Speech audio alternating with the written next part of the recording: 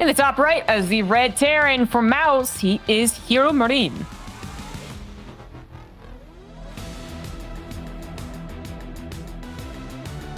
So HeRoMaRinE, being the only player from StarCraft 2 left on Mouse, kind of forgot they had other players. We were talking about Mana, right? They updated their logo, I don't know, a year ago? Maybe more. Time is a weird place right now. Yeah. But their new logo really does remind me of the book that is, I think, banned in some schools now. Is it just called Mouse? It might actually be what it is. People in chat will know, but I kind of assume that you didn't get to read it. It's it's like literally like it's like not really a kid's book, even though there's animals in it. It's all mice, but it is a book about like Nazi Germany, basically. Oh, hello, referee B. Doesn't want to be in the game. Perfect time, yeah. So you can tell us more about Nazi Germany Mouse. Yeah, Swedish Observer knows it. Yeah, I can tell you more about Nazi Germany. That's exactly. Yeah, it reminds me so much about of it because they basically moved their logo to have like a mouse shape, I guess. Very what's the word I'm looking for? Simplistic? Yeah. Yeah, and that's kind of what the minimalistic, I guess. There we go. That's what I was looking for. Minimalistic. It kind of reminds me of it from Mouse. Anywho, it was just a way to, cover time in the game because it's a TVP with HeRoMaRinE. So yeah, look at that. Yeah, that logo. Yeah, looks a little bit like I don't know, like Mickey Mouse Bizarro. Mickey Mouse Bizarro. Yeah. Yeah. I'm not sure.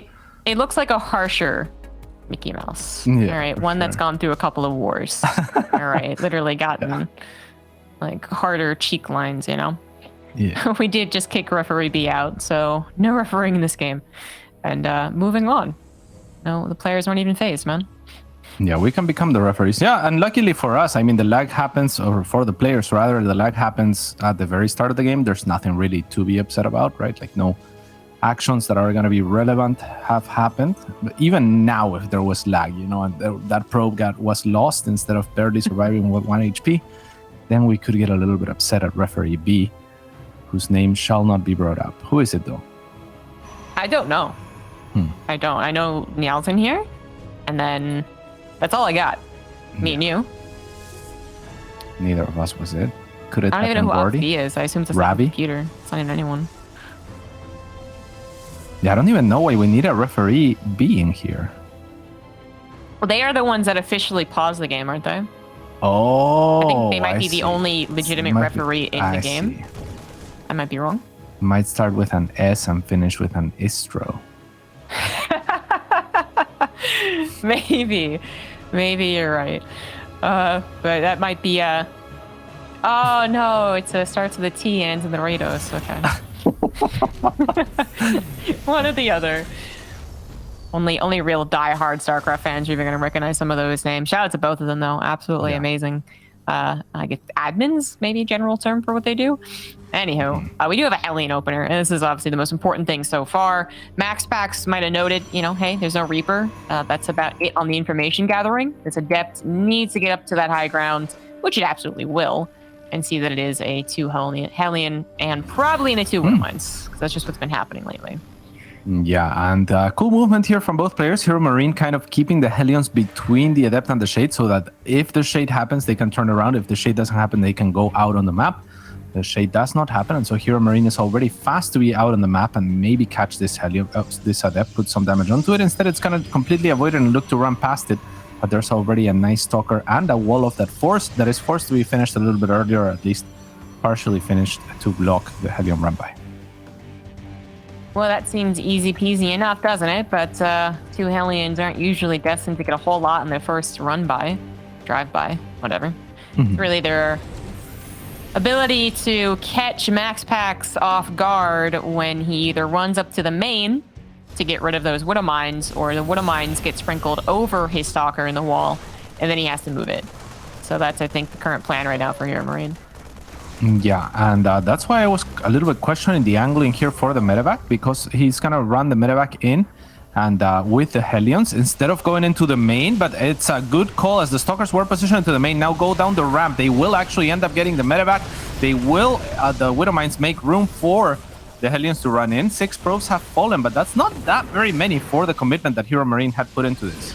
Exactly. Oh, another Stalker. But still, I agree. There's not many ways to coolly, you know, and calmly take care of it. It's like going to eat tacos on your first date. There's just no way you're not going to make a mess. You know what I mean?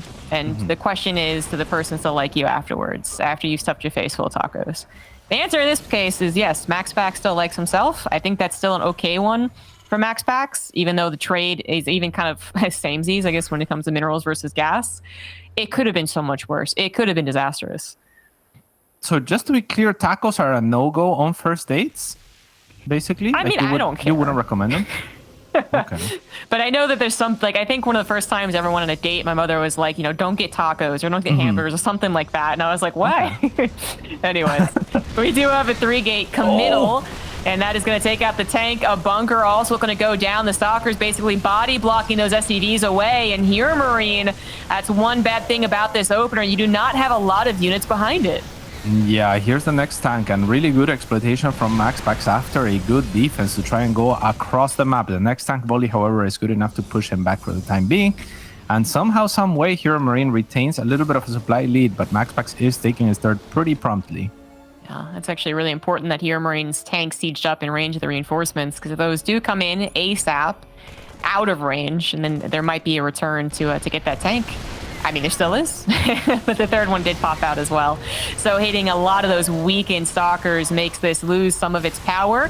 HeRoMaRinE messing up on a lot of fronts, though. I mean, it's not that he really messed up in the first place, I suppose, but just speaking about the supply depot drop right there, he's under a lot of pressure. He knows it. He knows that this is something that probably shouldn't end the game, but is entirely capable of doing so if he missteps. So one of the more stressful moments that HeRoMaRinE is going to find in this game, I would think. But MaxPax probably just going to continue stressing him. 4 Stalkers, 1-shot SCVs. More SCVs go down. MaxPax continues to get up to charge, and a bunch of gateways back on his side of the map. It's definitely committal, though, from MaxPax. So as much as HeRoMaRinE needs to worry about the potential of follow-up charge attack, you know, really be careful about it, take your third CC. MaxPax doesn't actually have all that much economy. He did just grab the Raven, though. Yeah, and that's pretty big, because that was the equalizer for HeRoMaRinE on the economic front, or trying to be anyway. Good reactions here from HeRoMaRinE in the blind, though, to anticipate the Warp Prism going into his main. He had that tank, that second tank, positioned in order to block exactly that, instead of having it near the ramp, where it would have been much more useful if there was another blink forward at the front, right? So anticipating what the best option or the more likely option for the follow-up from MaxPax was, and he does guess correctly, because if MaxPax blinks into the front again and that tank is at the main, then the tank in the natural just falls for free, and there is no fire from the high ground to answer back, and then it might just be game. But yeah, HeRoMaRinE going after the Observer will find it. You know, I brought it up. I do think this might be the only stressful part of the game for HeRoMaRinE. MaxPax, you know, he didn't go for a 4-gate Blink Stalker build. All right, if he had, maybe this game actually is ended. Just a couple more Stalkers could be a big difference maker. But he didn't. He went for 3-gate. He still committed to it. He still made a lot of Stalkers and put a lot of emphasis on doing damage with them. So his third Nexus has only just recently gotten up to being saturated. HeRoMaRinE should still have, I think, a decent time in this game. Once he gets Ghost especially. I guess that Storm already on the way is rather worrisome. If HeRoMaRinE doesn't realize it, if he thinks it's going to go into third base and then a fourth base and just like a bunch of gateways covering a Colossus transition, well, okay, that could be kind of sketch. I do wonder if he might be thinking that's the way it's going. Suddenly a bunch of storms showing up when you're not even prepared. You don't have Ghosts, sure, okay, but you're also not prepared to split your army. That is actually one of the easiest ways that MaxPax could take this game. Absolutely. Saving grace for HeRoMaRinE is he's very Marauder heavy, 11 Marauders and only 13 Marines. So, you know, like the Storm, if it doesn't hit the very heart of the clump of the Marines, if there is such a clump in the first place, it should be all right. But I'm completely with you. The surprise element of Storm can be, the reveal, so to say, can be really devastating. And HeRoMaRinE is now clearing a couple of pylons here. Important for vision. All right. I was a lot more worried about the idea of MaxPax 3-base committing with mass charge lot Storm. He's not doing that though. So I think HeRoMaRiNE's gonna be fine then. So he's gonna get to Ghosts. He's going to have some SimCity. And I guess does he figure out that Templars are in the Warp Prism? That is the Well, question. hopefully he does quickly. Yeah, I wouldn't mind. Here is going to be burrowed, and actually the Stalkers blink forward, but won't take damage from the splash, luckily for them. The Zealots do, however. One medevac will fall in that altercation, but not too much lost on either side. HeRoMaRiNE keeping up in supply, 69 workers to his name to the 68 of MaxPax, so, you know, keeping up in economy as well. That's a very strong Terran army, but a couple of storms suddenly make it as weak as if it was pure Marine, actually. Those Marauders, all right, get tagged in the tail end of the storm. So if it wasn't clear before, it absolutely is clear now, but it's timing out with the Ghost kind of perfectly. Widowmine's already preset. Are going to obliterate half of the Zealots right off the bat. Still no real attack onto the heart of the army. And the Widowmines even survived. No Observer to clean those up. So, yeah, the storm could have been scary. It really wasn't. And MaxPax, I guess it's fortunate that he wasn't full-on committing to this. Now, if he had, does he win the game? I don't know. Maybe he attacks faster if he just fully committed, so there is that.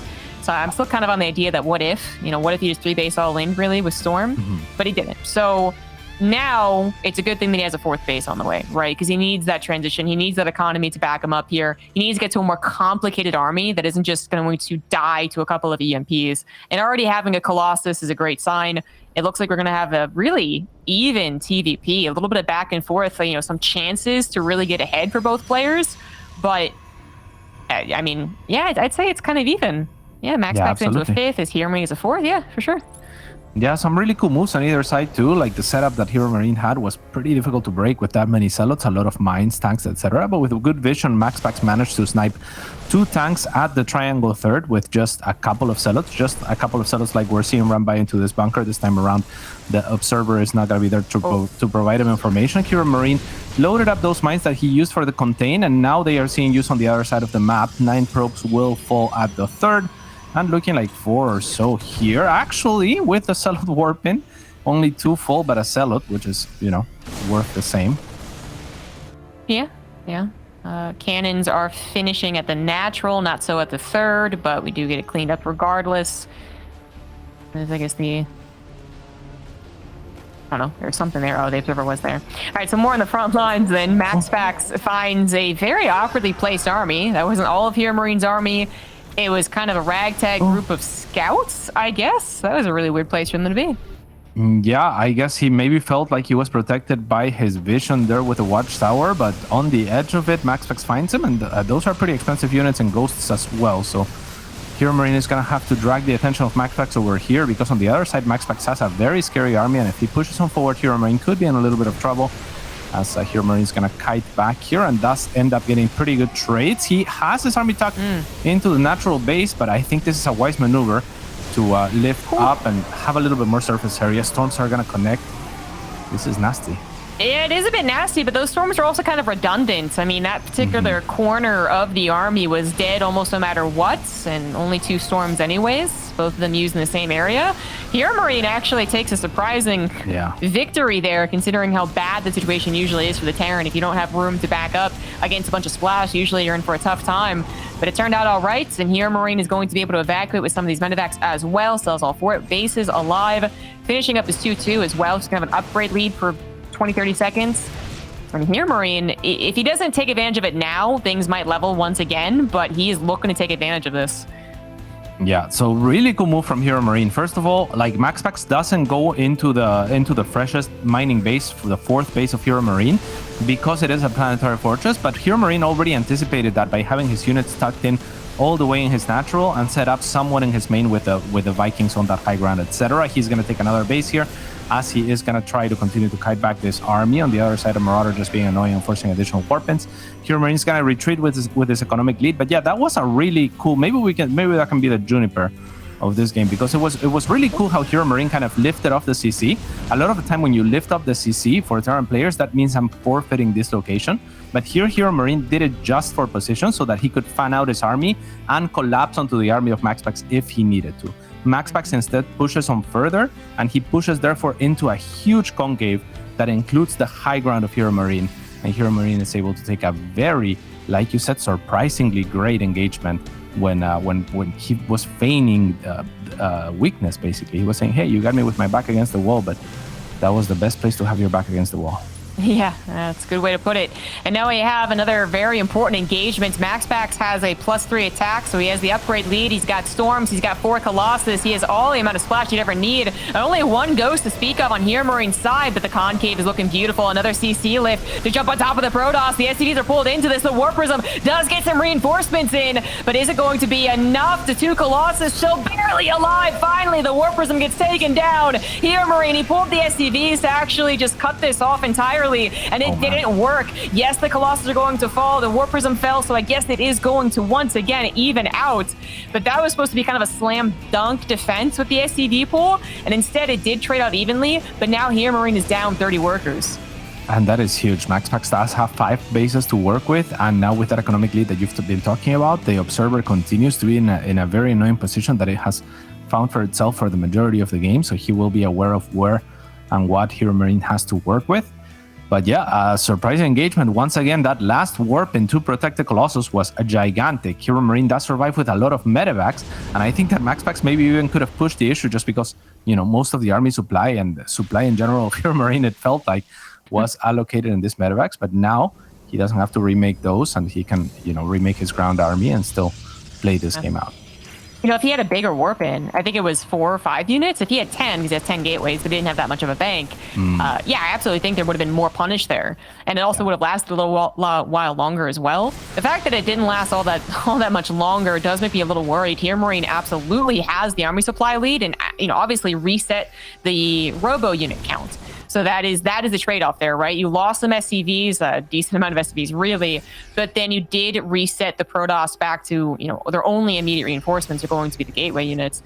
So that's the tricky part, you know, very adept versus drone situation kind of thing, ZVP, and we still have ourselves a very even game, but MaxPax got to be careful about his future engagements. He no longer has those very steady, dependable Colossus. He doesn't have the biggest gateway army. He needs to buy more time, get more units, and that's exactly what the Warp Prism is going for. It's going to try and buy that time, as well as essentially distract HeRoMaRiNE from this side of the map. However, HeRoMaRiNE not giving up on the multitasking. He does get the lift there, but doesn't get the Nexus. Might be able to tuck himself into a corner. DT is now everywhere, actually providing even some spotting going on, but there goes the Warp Prism, and HeRoMaRiNE almost maxed out, finds the Disruptors. It's the exact opposite situation that MaxPax wanted. He wanted to be providing so much harassment that HeRoMaRiNE wasn't looking against the Disruptors, and it's the opposite. Another one gets taken down, a second away from actually getting the shot, and that might just be it. No splash, no chance.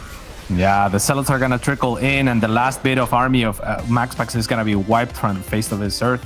HeRoMaRiNE takes a very exciting game number 1. I think they were evenly matched for a very long time there. And quite honestly, this guy has just the macro of the gods. I mean, he has 49 workers to work with, and somehow he still manages to continue to get further ahead in terms of supply. Maybe MaxPax adding or trying to re-add some more complexity to his army, like you were talking about. He had a very basic, bare bones army left after the robo units fall, and HeRoMaRiNE takes perfect advantage of those openings and closes out the game. I don't even know how he got maxed at that point, to be honest. Maybe he was saving a lot of energy on the orbital commands or something and dropped a bunch of mules, but yeah, I don't know. I don't know how he did it. He's a magical man. I think he also already had an extra command center over on the 4th base. So it wasn't just even 4 bases. I think it might have been 5 or even 6. But yeah, the lack of 30 SCVs, you know, that's kind of one of the... That's almost like the amount of workers that I talk about as far as a Terran living through some of the early all-ins, you know? I'm like, oh, if they're 30 SCVs down, that's probably time to tap out, but anything more, definitely anything less, you know? But especially if you already have 5 command centers, wherever it was, then that is not going to be game over. It just means that you're on a bit more of a timer. If MaxPax does have a rich economy, which he absolutely did, then you need to get some damage now. You need to take advantage of the fact that you just killed all of those robo units. And that was the question, was he going to be able to? And he did. So MaxPax, you know, I think he knew he had to buy some time. He knew he had to have a little bit of a, you know, lucky first engagement with the Disruptors, but kind of threw too much at HeRoMaRiNE and not enough substance. You know, it was a lot of the fancy Warp Prism trying to get the Disruptor shots coming out of nowhere, and instead it turned all on him. He was the one that got everything destroyed. For sure. I love that you pointed out the Warp Prism. I think that was MaxPax trying to buy time as well, and that looked like he did a good job. Even warping in a DT is nice, right? It really pulls your attention. You can't just send units and ignore the Warp Prism. So the fact that HeRoMaRinE, despite that, finds the space to continue to be out on the map with multiple little squads and close it out really speaks to his greatness. But this guy is great too. The little Great Dane in the bottom left-hand side, it is MaxPax.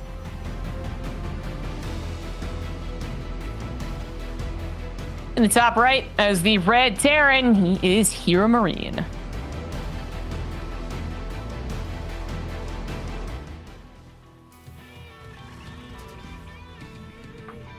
That was a very good game between the two.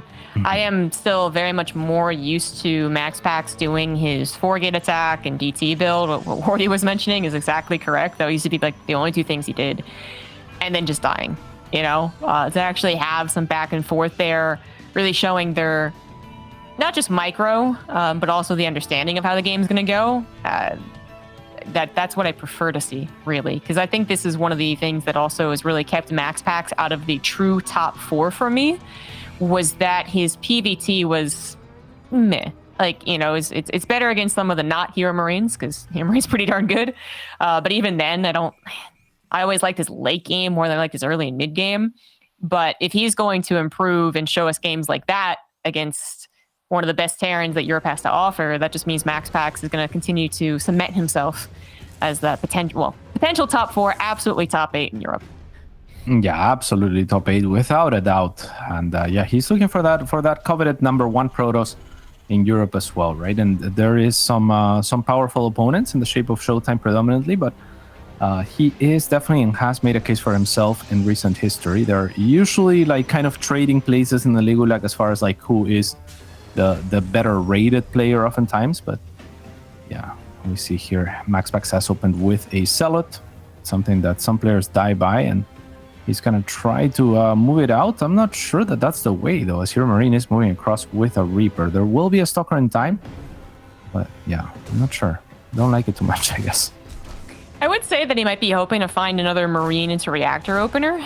You know, is kind of greedy, I guess. But even then, you know, the Marine can't do very much, but the Hellions pop out fairly quickly, so it's not like you usually buy all that much time. Really, whenever we see a Zealot in this type of game where there's no near-mate block, or, you know, Marine didn't proxy, it is just to mess up the Terran player.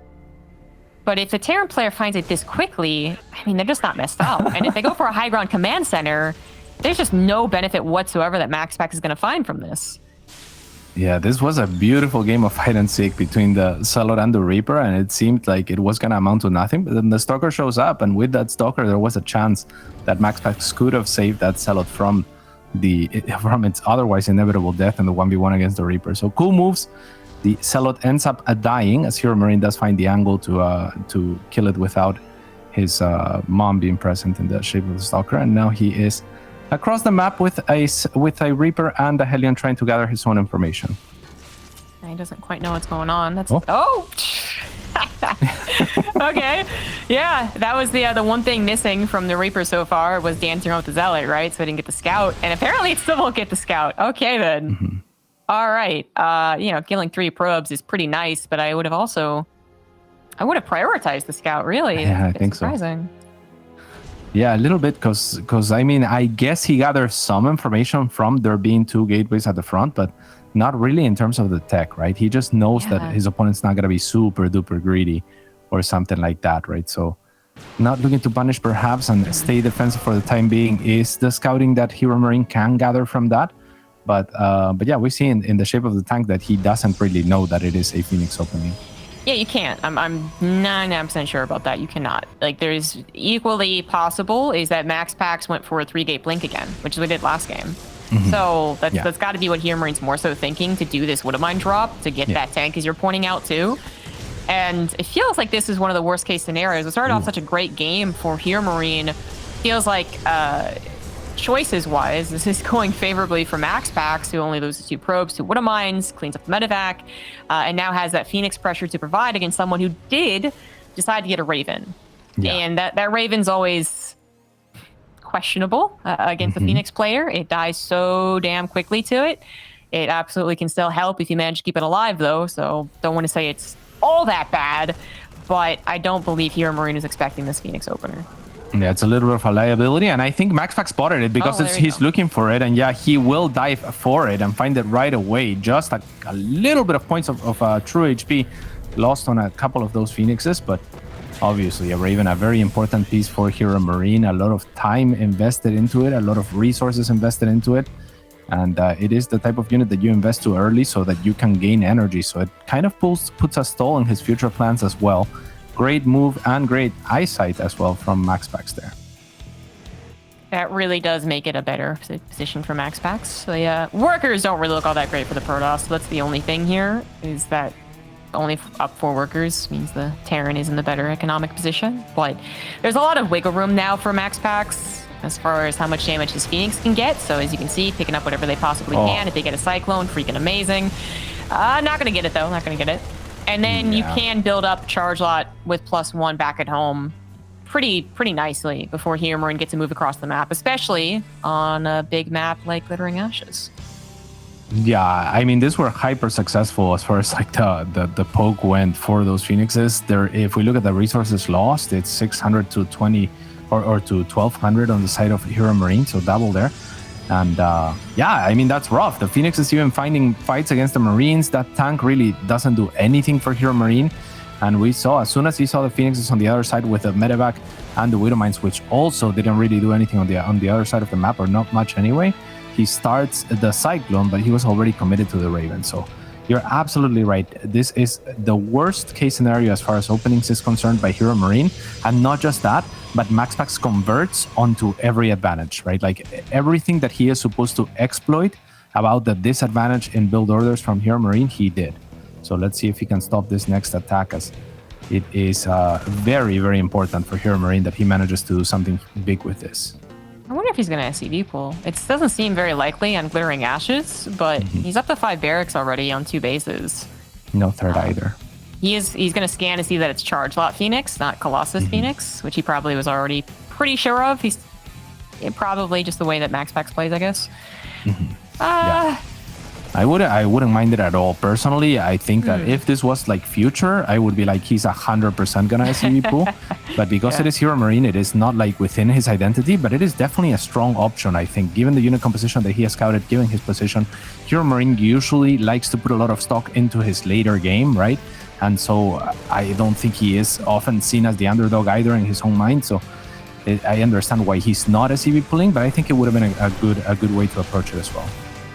I wouldn't have even mentioned if it wasn't for having one earlier today, honestly. But it's definitely not happening here. We're going to have the engagements go without SCVs. Tank doesn't really impact this battle, but the Widowmine certainly did, as the Phoenix are maybe going to get taken down. All of them in the red, running back to Shield Battery Overcharge. Archons were going to live for a very long time. That one does get popped, and we're very, very low on the Zealot count. But HeRoMaRinE, I mean, even though we didn't pull the SCVs, he still is put into a very dedicated position. He just lost 15, so effectively just all-inning, absolutely. And it's not quite working out yet. We still got the Shield Battery, still have the Phoenix, surprisingly enough, and we do have those Charge Lots now coming in. Archon's still alive. HeRoMaRinE, this 2-base attack, I don't think it's going to work. It's starting to clear up some of these units, but the reinforcement potential for the Protoss is so much bigger. Yeah, and there's no medevacs left, so this army is going to die slowly. And HeRoMaRinE now with a massive supply disadvantage. And if he had pulled the SCVs, Jess, I think he might have been able to do something there. I actually think he would have. I mean, the Archons would have been absolutely essential to the SCV pool, like any amount of splash, really. And then I think also MaxPax would not have engaged forward. He would have waited for a Shield Battery, defended with that. So maybe ultimately it doesn't really matter. Maybe both times HeRoMaRinE just doesn't win. But I think it would have been maybe closer. MaxPax just seems so prepared. I mean, the fact that he got a cannon as well as a Shield Battery, he knew how severe that first attack on his 3rd base is going to be. And he was prepping almost entirely for it. Yeah, he did slip in a 4th base, but he didn't try and slip in a +2 attack, right? Or, a Robo Bay, right? Like, it was solely focused on defending, and it was effective. Yeah, good target fire from HeRoMaRinE there. Shifts his focus onto the weekend Phoenix, and that'll grant him that pickoff, which is not irrelevant, seeing as he is going for a Liberator, and there will be a follow-up push here, and this time maybe an SCV. Oh, there is an SCV pull. Look at that. Yeah, nice. So yeah, I think that's a sensible decision now. But will it be too late now? I mean, he is as late as it gets, but we'll see if he can make some magic happen. Again, MaxPax seems keen on this. He's like, nah, you're not gonna get a 3rd CC now, so let me just make sure I don't die to this EV pool. So you got a 2nd shield battery, which I think is very helpful. The Liberator does provide some complications, but it's not even going to impact maybe yeah, it is definitely going to impact this fight. Although Zealot's coming from behind, it's going to be good enough, methinks. And yeah, it looks pretty good with the Archons kind of encroaching onto the Marines, and HeRoMaRinE manages to pull back the Marines to the back, but not enough stuff in his favor there to make that fight really happen. And again, I think that if we were to interview HeRoMaRinE and we asked him, hey, do you think that would have gone better with an SUV pool? I think he would say, yeah, like, it definitely would have. But hindsight 2020, and yeah, 1-1, which is great for this series because we want a game 3 between these three. Yeah, that one is a little more one-sided though, for sure. And all I was gonna say towards the end there was like, maybe if the Liberator was part of the first attack, it might have been really instrumental, but he was already down so much supply, right? But otherwise, yeah, it was kind of one-sided. It felt like HeRoMaRinE absolutely got blindsided. He had an expectation for how MaxPax was going to play, having faced him so many times, and he was incorrect. And then he tries to kind of still meander his way out of it, like still get what he wanted. If he had saved the Raven, that would have definitely been impactful in other ways. And it just never really worked out for him. So then we see a 2-base, again, effectively all in, even without the 15 SCVs lost. He still has a very, very late 3rd CC. It didn't seem like it was super promising having to go across that large distance to a Protoss player who seems like he was just waiting for it too.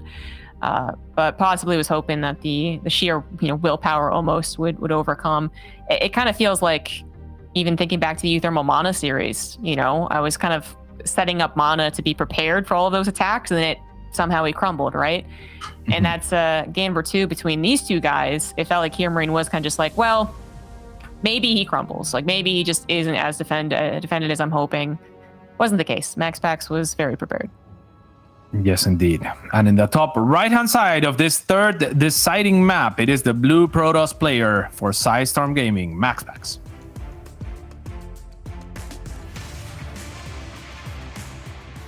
In the bottom left is the red Terran. He is HeRoMaRinE.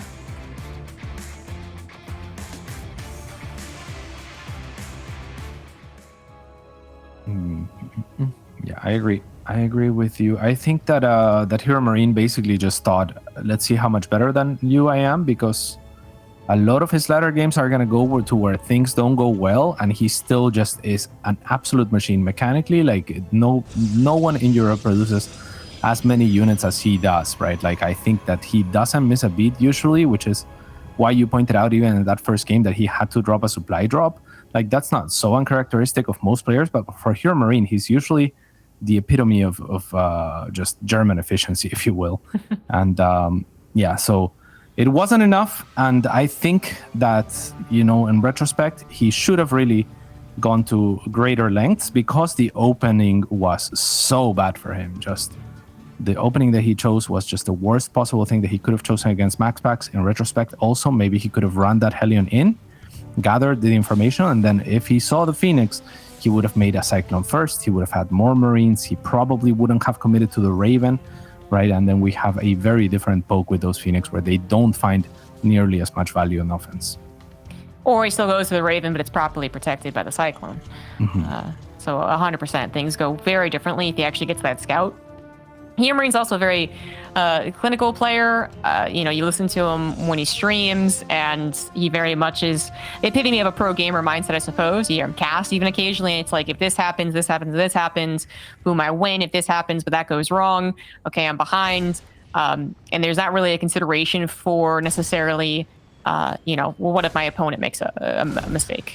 not a whole lot of the time, which as commentators, we're almost always saying, oh, but this could still go wrong, or that could still go wrong. A guy like HeRoMaRinE, I have no doubt that he looked at this game, and once he saw that it was Phoenix, he was like, oh, okay. So I am not in a good position, and I think maybe just trying to attack would work out. It didn't work out. Okay, then. Not necessarily an emotional player at all either. Another Zealot opener. I guess in a weird way, this was kind of effective last game because it stopped the Reaper from scouting the Stargate. True. Yeah, that is very true. The Reaper never managed to go across the map and instead had to be pulled back to be defensive. So, yeah, I mean, the Stargate was eventually scouted with the Widow Mines, but it was a little bit too late. The Cyclone was not out when the Phoenix arrived on the other side, right? Or was it barely just out? Yeah, so I think that was the biggest hurdle there to try to overcome for HeRoMaRinE. And this time around, it's going to be the Stalker that's going to be a little bit annoying here, but the Zealot has already fallen, so HeRoMaRinE just has to wait for enough units to come out and try to trap this Stalker in. She will do. Yeah. Yeah, it's dead. Yeah, he's got it. Nice job. Yeah. Very nice. It is a 2-1 opener here, so we have a Barracks Factory than the Barracks. So definitely a different build order this time around for HeRoMaRinE, who pretty sure went to the 1-1-1 every single other time. MaxPax goes back to a Twilight Council, but then actually goes for a bit of a greedier version, right? In that first game, he got a 3-gate, helped them defend a little bit against Widow Mine drop, and then helped them try to initiate that counterattack, which really got dangerously close to snowballing. This time around, 2 gateways, kind of the safest way to play. You can't technically go for a 1-gate third Nexus. That'd be very, very greedy. But this is very, very standard for a lot of Protoss players. And I'm happy to see MaxPax doing it, because again, I have just been a non-believer in MaxPax's 4-gate for a full year. And he was doing it up until a couple months ago. Yeah, we'll see what he can do with this blink opening here. And yeah, I've been caught thinking about what you were saying about like HeRoMaRinE like not being faced maybe by his choices in the last game, but I think that part of that mindset that he has to adopt and part of why he is so good is because he has to constantly reevaluate things, right? So I think that he, in this series, is probably not going to give it a second thought, but maybe later he will revise the replay and he will go back to thinking and be like, yeah, you know what? I lost so much early on that if I'm going to commit, maybe I should have committed harder. Or you have to evaluate the strength of your opponents, right? Because you don't play the race either. So the capacity at the highest level, like you can only extract information for what your opponent's capable of when you play against your equals or against players that are near that level, right? Such as MaxPax. So it's, you know, it's not like you have infinite information to work with and you already know everything that you can possibly or can't possibly do. All right. Now, I have no doubt that afterwards he's going to go back into these replays. He is really a smart player, and you probably need to see how he could wiggle himself out of that position in that last game for future reference, but it was going to be difficult no matter what. Now we have a fresh start and a different game as well at that. No Phoenix to play around with, no Widow Mine drop, of course, to play around with and potentially lose. Once again, HeRoMaRinE opened up with a very, very safe opener, getting to that factory, kind of the safest thing Terran has, and then just adding 1 second Barracks. Now, 3-1-1, going to Medivac, stand combat shields all on the way. MaxPax is going to see this coming with the Observer and the Stalkers. Stalkers are obviously going to try and pick off some Marines before they get across the map. But there really should be no problem. Wow, they even got the Cyclone. There really should be no problem for MaxPax to defend this. And that pickoff was something that HeRoMaRinE would be very sad about giving. Yeah, this was great attentiveness and really cool dance from both players because HeRoMaRinE does save the Cyclone first by virtue of him just being quick enough to pay attention. And when you're moving out, a lot of the time you don't pay attention, right? It's just like the opening stage of where you're going to be going. And the Cyclone will naturally pull ahead of your army just because it's a little bit faster. So that's what MaxPax was looking to capitalize on, pulling the units a little bit to the front and going for that Cyclone. HeRoMaRinE saves it briefly, but then MaxPax goes back for it. And then HeRoMaRinE basically says, well, yeah, you're clearly, you clearly know what you're going for before I get a chance to react. So identifies that there's an observer nearby, scans it, and moves out now freely. Let's see if he's going to find something. Lots of charge slots. He might find something right here, right now, but I was going to say, probably better just to back off. I mean, there's still important interruptions. We talk a lot about interrupting, for instance, a Zerg's economy. And that's very important, and people kind of understand that, right? Like, oh, he didn't make 10 drones, he made, 10 sets of lings. But it's also kind of applicable to anything in StarCraft, right? You poke and prod, you gather information, you make the other person sweat a little bit, you open up opportunities for other things in the future. That's really all that was about. A little bit of a test, I suppose, as well, how good are you? Are you prepared? and 100% MaxPax was prepared. So now it's a matter of how does MaxPax follow up? Because clearly he was going to dominate that fight if HeRoMaRinE tried to take it, but if he chooses to dominate that fight, did he lag behind anywhere else? Is he later to, you know, a Colossus transition? He's later to a 4th base. And yeah, he is a bit later to that. He's not even going for a Colossus transition. He's going into Storm again, which, you know, in the first game, I thought it worked out kind of well. I do have my own suspicion about how often a quick Storm Protoss can, you know, make it work, how long can make it work, but we'll get into that in a second. We have a couple of things going on. SCDs are going down. A tank might fall as well. Yeah. And the War Prism in the main is still wrecking havoc. Yeah, 13 SCVs have fallen as HeRoMaRinE will reposition to try and deal with that. Yeah, that was an interesting little bit. Oh, the War Prism barely survives.